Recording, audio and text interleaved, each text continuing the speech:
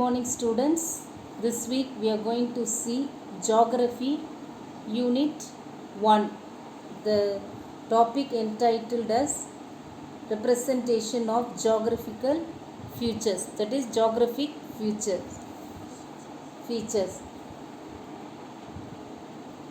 Let's see the nutshell of this lesson. First we have the introduction of the geographic features. Below that we are going to learn about the globe, next maps, and then we are going to learn about the scale, under scale the subdivision, how the scale measured by a statement, by a numerical fraction, and by a graphic or linear scale. And then we are going to see about the types of maps according to the scale, and small scale and large scale maps we are going to see. Then directions, and then we are going to see under the direction how to find the direction and through the pole star, then how to see using a magnetic compass, bearing, and then we are going to see the conventional signs and symbols. And then we will see the importance of the maps, and then after the importance of the map we will see about the sketch, then plan, diagrams. Below diagrams we are going to learn about river, tributary, meander, tributaries, distributary, delta, anticline and syncline, block, mountain. At last we will see the summary of this lesson. Now we will see the introduction. Okay children, what is geography? Now we will know what is geography. The study of the physical features of the earth and its atmosphere and of human activity as it affects and is affected by these, including the distribution of populations and resources and political and economic activities, and then the nature and relative arrangement of places and physical features, that is called geography. Now I want to give an introduction of the geography.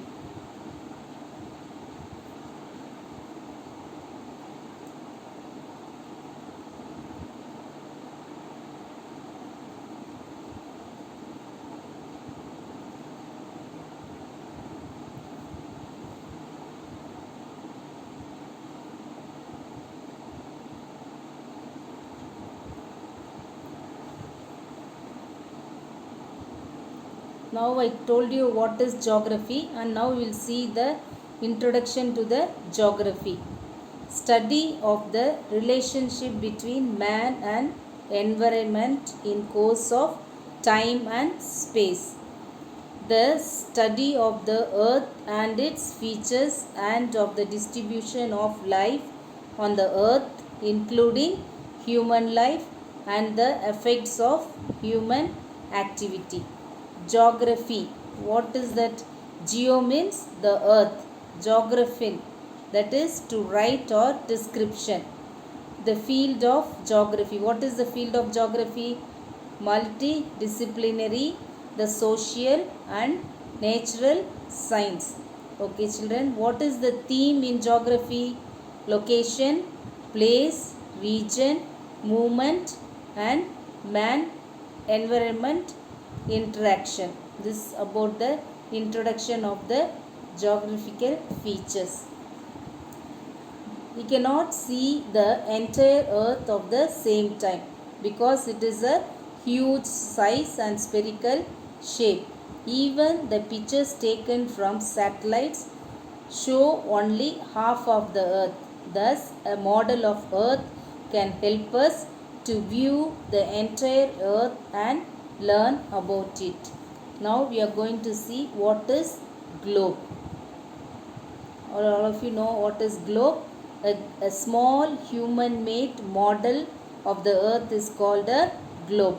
A globe is a simple and accurate way to represent the earth.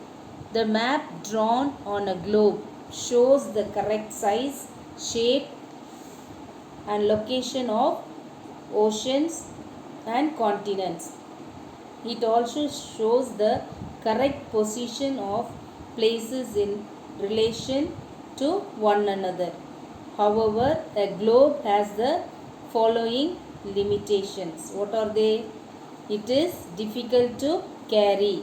The space on the globe is limited, and thus details of geographical features cannot be shown on it.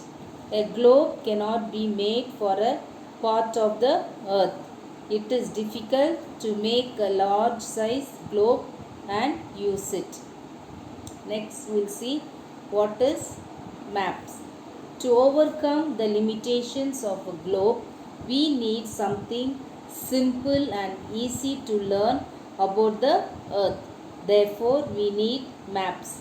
However, it is not easy to draw maps on a flat surface. Imagine cutting a globe and then flattening its pieces. You can see in the picture figure 1.1 how it is cut in the pieces, flattening. It is not a continuous map and gives a distorted picture. So, methods to draw maps on a flat surface have been developed. A map is a representation of the earth as a whole or a part of it, drawn to a scale on a flat surface, although less accurate than a globe. A map is definitely more useful. A map includes a title, scale, direction, grid, conventional signs and symbols, and colors to show variety of information. All these features are termed as the language of a map. Let us read about it. There are maps which represents the night sky. Such maps are called sky maps or star charts or star maps. These maps show the location of stars, constellations and galaxies. The oldest sky chart discovered in Germany is older than the map. It shows a constellation which resembles Orion. Now we'll see what is scale using a map scale. In India, we follow the metric system in which long distance are measured in kilometers and short distance in meters. The distance between any 2 points on a map is measured in centimeters. We measure the straight line distance between any two places on a map and relate it with the distance between the same two places on the ground. The distance between any two places on a map measured along a straight line is called the map distance. The distance between the same two places on the ground measured along a straight line is called the ground distance. The ratio between the map distance and the ground distance is called the scale of the map. Suppose the scale of a map is 1 centimeter, that is 1 kilometer. This means that a distance of 1 centimeter between 2 points on the map corresponds to a distance of 1 kilometer between the same two places on the ground. The scale of a map can be shown in one or two more of the following ways, that is by statement, by numerical fraction, by graphic or linear scale. We will see one by one. First we will see the statement scale. What is the statement scale? In the statement method, the scale is stated as 1 centimeter, that is 2 kilometer. In this statement, 1 centimeter is the map distance and 2 kilometer is the ground distance. This is quick and easy method of using the scale to measure distance. Next we have the numerical fraction, by how to measure the scale by numerical fraction. The numerical fraction method is also referred to as the representative fraction, RF. In this method, the ratio between the map distance and the ground distance is given as a fraction whose numerator is always 1. For example, the representative fraction is given as 1 by 1 lakh. In this example, the numerator 1 represents the map distance and the denominator 1 lakh represents the ground distance. Thus, the RF, that is representative fraction, map distance by ground distance, it can also be written as 1:1 lakh. No particular unit is measurement is used with representative fraction. It has the universal application in map making. It can also be converted into the statement, and the statement can be converted into representative fraction. Example 1 and example 2 are given in the textbook. Just you can see the calculation, how it is calculated the representative fraction. If it is 2 centimeter, how to multiply and get the outcome as meter.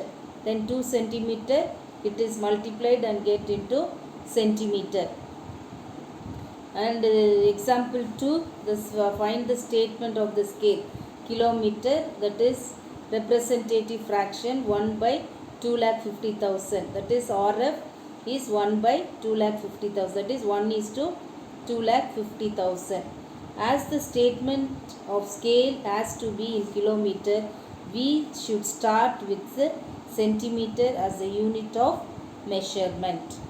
Next, we will see about the linear scale or graphic scale.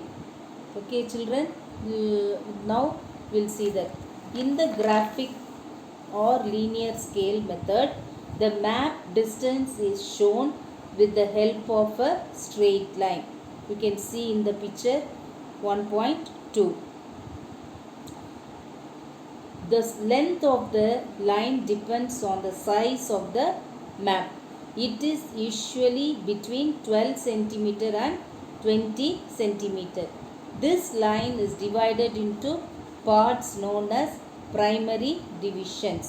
Usually, the first primary division is further subdivided into smaller parts known as secondary divisions. For convenience, the starting point or 0 point on the linear scale should be after the first primary division from the left. The primary divisions are to the left, the right of the 0, and the secondary division are to the left of the 0.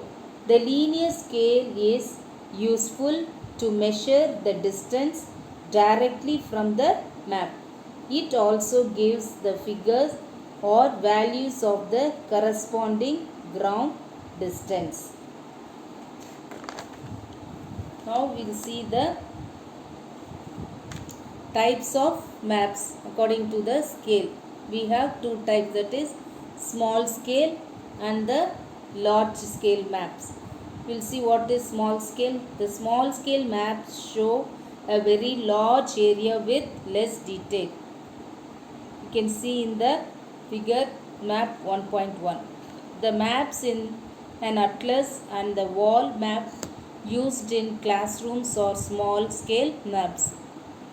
The small scale maps give a general picture about the physical, climatic and economic conditions of the different regions. Then we will see the large scale map. What is large scale map? The large scale maps show a very small area in detail. The cadastral maps and the topographical map are large scale maps. What is cadastral map? The term cadastral has been derived from the French word cadastre, which means a register of the territorial property. The cadastral maps show accurately the extent of measurement of every field and plot of land. The layout maps of village are examples of such maps. Then what is topographical map? The topographical maps are based on the accurate survey of land. It shows the general surface features in detail, comprising both the natural and the cultural landscapes. These maps are large enough to show the relief, drainage, settlements, means of transport, land use and other details of an area. In India, the Survey of India prepares the topographical maps for the whole country. These maps are called the topo sheet. Next we will see the directions. This you can see in the picture, the directions are given. The direction on the map is shown using an arrow. The tip of the arrow is marked with the letter N. This means that the arrow is pointing towards the north. This arrow on the map is called the north line. The direction on a map or on a ground are always shown with respect to the north. If we know the north, then it is easy to find south, east and west. These are the four main directions on a map. They are also called the cardinal directions. Once the four main directions are marked, we can find the intermediate directions. The intermediate directions are the directions that lie midway between the cardinal directions. For example, the direction midway between north and east is called the northeast. Similarly, the other three intermediate directions are southeast, northwest and southwest. How to find the direction? We can find direction in the following ways. That is, facing the rising sun through the pole star using a magnetic compass. How to see the facing the sunrise? We can know that the sun rises in the east and sets in the west. If we start facing the sun in the morning, then we face the east. The west is to our back. Our left hand points to the north and our right hand points to the south. You can see in the picture 1.3. In the slide also you can see the picture. Then through the pole star. How to see? The pole star is located vertically above the north pole. In the northern hemisphere, the constellations known as the Great Bear keeps revolving around the pole star. The two pointed stars of the Great Bear always point towards the pole star. How to find the direction using the magnet? How the magnetic compass is also used to find the north. The needle of the magnetic compass always points towards the north-south direction. This compass is also called the Mariner's compass, as it is used by the mariners to find directions while sailing. Next we have the bearing, or we can call it as degrees. Sometimes we want to find the exact direction of a place or an object with respect to the north. The exact direction is expressed in terms of degrees or bearing. The bearing is an angle formed between the north line and the line joining the two given points. Bearing is also measured in clockwise direction. Next we have the conventional signs and symbols of this directions of the maps.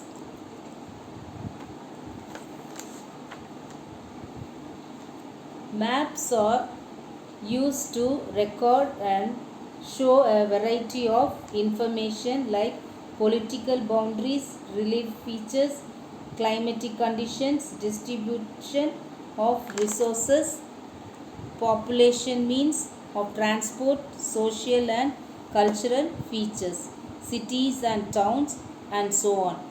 There is not enough space on a map to show the actual size and shape of features like mountains, rivers, lakes, bridges, dams, forts, and so on. But a map without these features is less informative. Thus, different colors, signs, symbols, and letterings are used to present information on a map. These signs and symbols are called conventional signs and symbol. We can see in the picture also 1.5. There is an agreement among many countries about the common use of signs, symbols, and colors.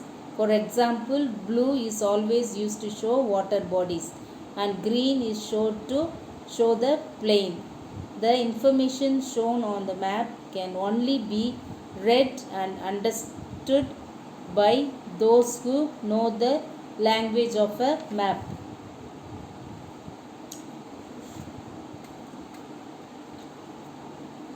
Okay children, we will stop by this week, and coming week we have midterm. Following week I will be teaching the importance of map, sketch, plane, diagrams, and it is followed by tributaries and block mountain. At last we will see the summary of this lesson. That's all about this geographical features. I think you would have understood the lesson. Keep watching the online classes and be benefited. Get ready for the midterm examination. Thank you students.